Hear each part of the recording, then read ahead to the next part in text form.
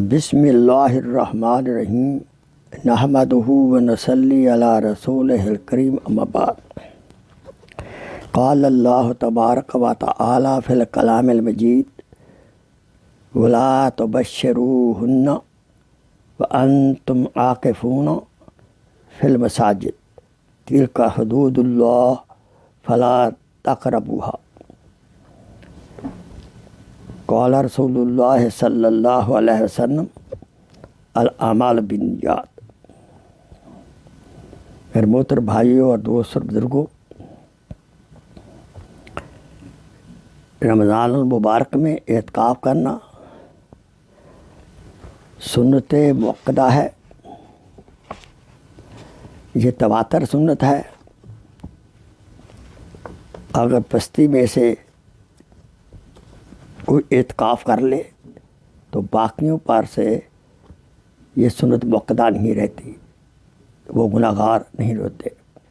اگر بستی میں سے کوئی بھی اعتکاف نہیں کرتا تو گناہ ہونے کا خطرہ ہے۔ یاد رہے، آپ کی خدمت میں آداب اعتکاف عرض کیے دیتا ہوں۔ نمبر 1، وقت چونکہ سونے چاندی کی ڈلیاں ہیں، اعتکاف کے دوران 1 سیکنڈ بھی ضائع نہ کریں۔ نمبر 2، سب کو معاف کر کے سب سے معافی مانگ کر اعتکاف شروع کریں۔ حقوق اللہ، حقوق العباد،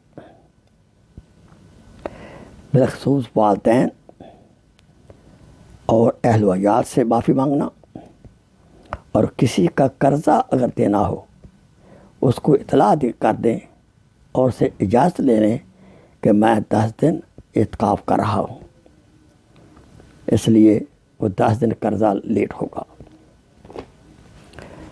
آداب مسجد کا علم حاصل کریں اور اس کا پورا خیال رکھیں۔ ہر نماز سے قبل آدھا گھنٹہ باوضو تیار ہو جائیں تاکہ لوکل لوگ جو اعتکاف نہیں کر رہے ان کو وضو کرنے میں تکلیف نہ ہو، کیونکہ وہ آخری وقت آتے ہیں۔ مسجد میں اعتکاف کے دوران سیلر ٹیلی فون، لیپ ٹاپ، منی یعنی ڈالر، کریڈٹ کارڈ اور سوشل میڈیا کا کوئی سامان نہ ہو۔ نمبر 6، ہر مسجد کے خاص آداب ہوتے ہیں،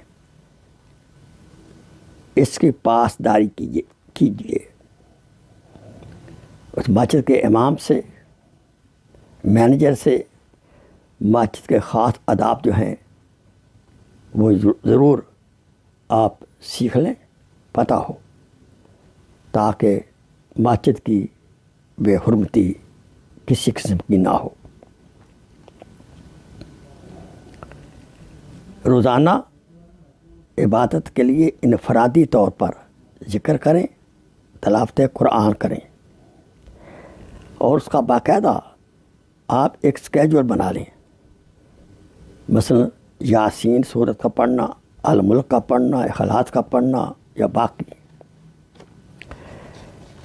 قرآن مجید کا جلال تعالیٰ کا مقصد ہے، بڑی اچھی بات ہے کہ پورا قرآن کی تلاوت کریں، لیکن یاد رہے قرآن کا مقصد صرف تلاوت نہیں ہے بلکہ اس کا انڈرسٹینڈنگ ہے۔ اس لیے میں عرض کروں گا، قرآن کے کچھ صورتوں کا ترجمہ اور ان کی تفسیر آپ پڑھیں۔ دعاؤں کا خصوصی اہتمام کریں اور دوسروں کے لیے دعا کریں، بالخصوص وہ رشتہ دار جن سے نہیں بنتی ان کے لیے دعا کریں۔ ربیہ بن مالک اسلمی رضی اللہ تعالی عنہ نے عرض کیا، یا رسول اللہ صلی اللہ علیہ وسلم، جنت میں آپ کا ساتھی بننا چاہتا ہوں۔ آپ صلی اللہ علیہ وسلم نے فرمایا، سجدوں سے میری مدد کرو، یعنی زیادہ نفلی عبادت کرو، اور یہ اعتکاف کرنا بہترین موقع ہے قرب الہی اور قرب رسول کا صلی اللہ علیہ وسلم۔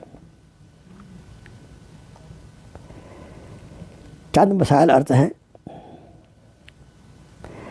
نیت اعتکاف کی سنت کی کرو یا نفل کی کرو،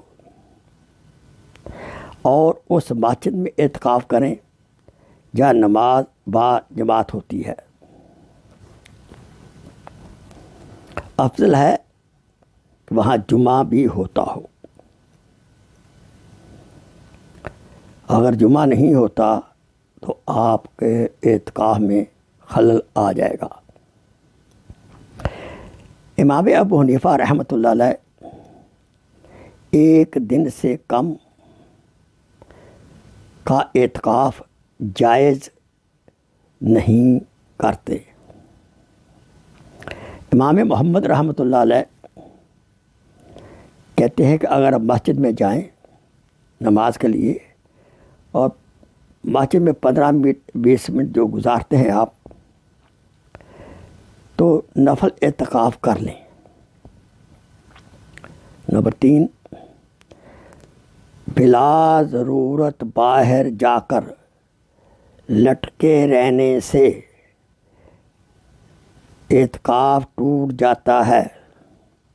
امام شافعی رحمۃ اللہ علیہ کا یہ مسلک ہے۔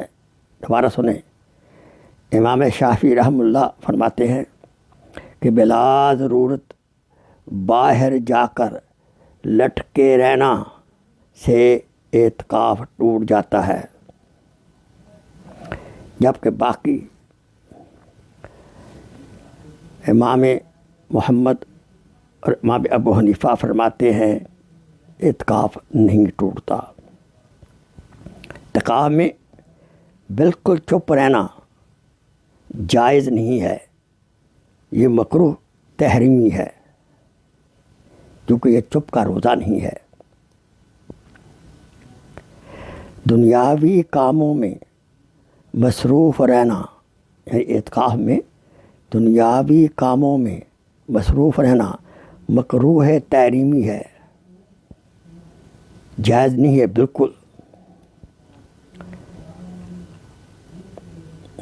عورت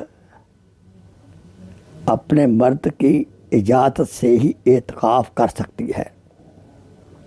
وہ اپنے گھر کے کونے میں۔ اللہ تعالیٰ سے دعا ہے اللہ تعالیٰ ہمیں ماہ رمضان المبارک کا پورا احترام کرنے کی توفیق عطا فرمائے اور اعتکاف جیسی عبادت کے لیے ہمیں قبول کرے۔ آمین ثم آمین۔ Please share this video as a صدقہ جاریہ۔ جزاک اللہ خیر۔